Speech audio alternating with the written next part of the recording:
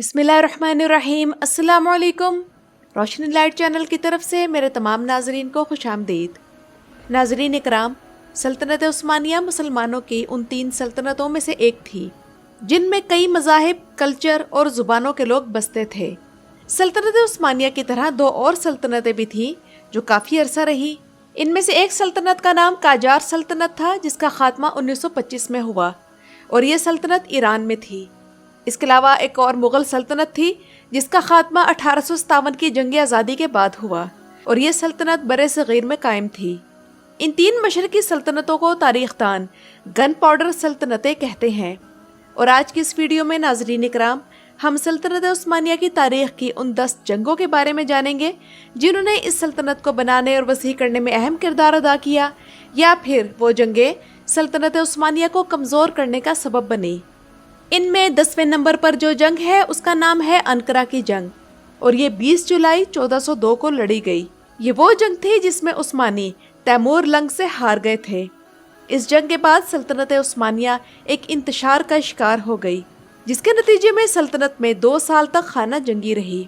इस खाना जंगी में जंगी हाथी भी इस्तेमाल किए गए और 500 साल तारीख में पहली बार हुआ कि सल्तनत का सुल्तान लड़ाई में गिरफ्तार हुआ और कैद में ही 3 माह बाद चल बसा। 9वें नंबर पर अहम तरीन जंग का नाम है फतह कस्तनतुनिया। ये 6 अप्रैल था 29 मई 1453 के दरमियान लड़ी गई और रूम जैसी सुपर पावर जिसका दारुल हुकूमत कस्तनतुनिया था, इसके मुहासरे ने दुनिया के सामने पहली बार सल्तनत उस्मानिया को एक बड़े खिलाड़ी के तौर पर पेश किया।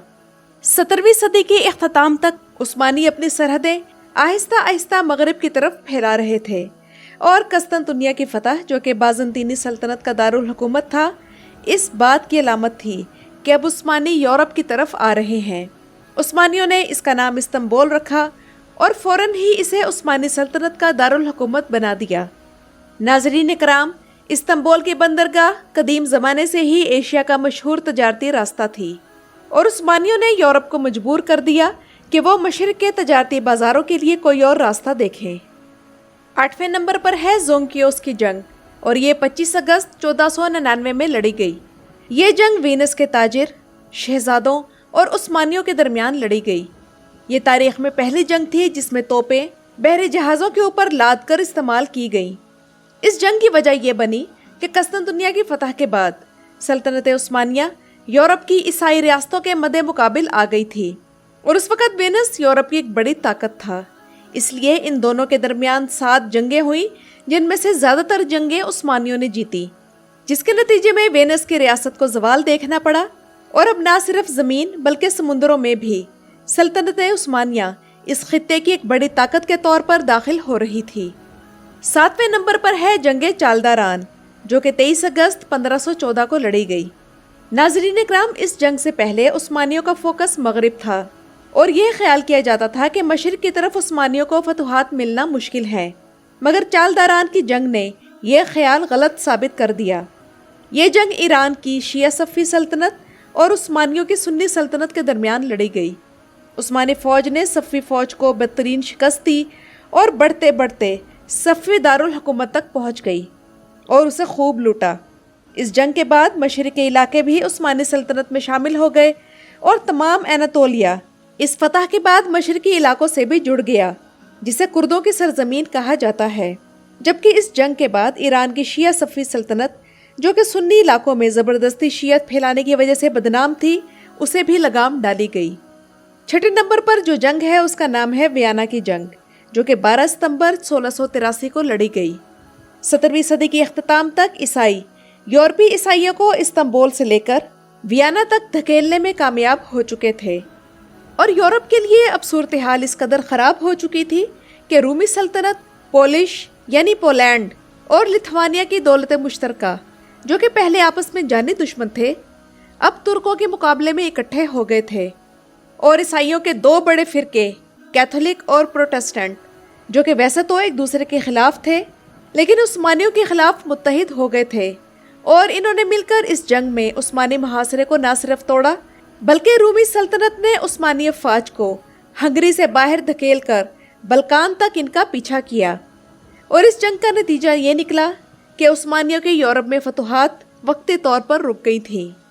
5वें नंबर पर सल्तनत उस्मानिया के लिए जो जंग बड़ी अहमियत की हामिल है उसका नाम है बैटल ऑफ कार्स। ये जंग 9 से 19 अगस्त के दरमियान 1745 को लड़ी गई। तारीख दानों के मुताबिक ये जंग उस्मानियों और ईरानियों के दरमियान आखिरी बड़ी जंग थी। ये जंग जिसमें ईरानियों को फतह मिली, इसमें लाखों सिपाही दोनों तरफ से लड़े। उस्मानी फौज की तादाद 1,40,000 थी, जबकि ईरानी अफवाज की तादाद 80,000 थी। दोनों सल्तनतों के पास तोपें थीं और ईरानी उस्मानी अफवाज को घेरने में कामयाब हो गए और फिर इनका कत्लेआम शुरू कर दिया। और एक अंदाजे के मुताबिक इस जंग में 50,000 उस्मानी सिपाही कत्ल हुए, जबकि 8,000 ईरानी सिपाही भी काम आए। सल्तनत उस्मानिया की तरफ से लड़ी जाने वाली चौथी बड़ी जंग का नाम है एकर का मुहासरा, जिसे इंग्लिश में सीज ऑफ एकर भी कहा जाता है। और ये जंग 20 मार्च से 21 मई 1799 के दरमियान लड़ी गई। ये वो जंग थी जिसमें उस्मानियों ने फ्रांसीसी जर्नैल नेपोलियन बोनापार्ट की फौज को एशिया में शिकस्त दी। और इस जंग के बारे में एक और ख़ास बात यह है कि इस जंग में सल्तनत उस्मानिया का बरतानिया के साथ इत्तेहाद था। और इस जंग की दूसरी ख़ास बात यह है कि ये जंग नेपोलियन बोनापार्ट की 3 सालों में पहली शिकस्त थी। सल्तनत उस्मानिया ने इस तरह बाज़ंतीनी सल्तनत की आखिरी बाकियात के साथ लड़ाई लड़ी और फतह पाई। तीसरे नंबर पर अहम तरीन जंग का नाम है अलजायर की फ्रांसीसी फतह। और ये जंग 14 जून से 7 जुलाई 1830 के दरमियान लड़ी गई। 1830 में फ्रांस में बादशाहत थी और अलजायर में उस्मानी नेपोलियन बोनापार्ट की जंगी मुहिम के बदले जंगी हर जाने का मुतालबा कर रहे थे। फ्रांस के नए बादशाह चार्ल्स दहम ने इसे अपनी तौहीन समझा और मुआवजा अदा करने के बजाय जंग छेड़ दी। अलजायर इसके नतीजे में फ्रांस का हिस्सा बन गया और उस्मानी एक बड़े खित्ते से महरूम हो गए। मगर 4 जुलाई को फ्रांस में इनकलाब आ गया और चार्ल्स दहम को तख्त से उतार दिया गया। लेकिन इसका अलजायर की फतह पर कोई ज़्यादा फ़र्क न पड़ा। दूसरे नंबर पर सल्तनत उस्मानिया के लिए जो अहम तरीन जंग है वो है बैटल ऑफ गुरा। और ये जंग 7 से 9 मार्च 1876 को लड़ी गई। नाज़रीन इकराम, इस बारे में बहुत कम मालूमात दस्तयाब हैं कि मशरिकी अफ्रीका या बहरे हिंद में उस्मानी मौजूद थे या नहीं। और इस बारे में भी बहुत कम हकायक मौजूद हैं कि उस्मानियों की तरफ से इन इलाकों में जंगें खुद लड़ने के बजाय प्रॉक्सीज इस्तेमाल की गई या नहीं। आज के दौर में प्रॉक्सी का लफ्ज़ आप लोगों के लिए नया नहीं होगा। आज दुनिया भर में रियासतें जो जंगें आमने सामने आकर नहीं लड़ सकती उनके लिए प्रॉक्सीज इस्तेमाल करती हैं। तो कुछ ऐसा ही इस जंग में भी हुआ। और सल्तनत उस्मानिया की तरफ से बरतानिया, फ्रांस और जर्मनी की तरह नहीं बल्कि उनसे भी बेहतरीन तरीके से प्रॉक्सी का इस्तेमाल किया। और 1870 में मिस्री अफवाज ने सल्तनत उस्मानिया की प्रॉक्सी की हैसियत से एथोपिया पर हमला किया।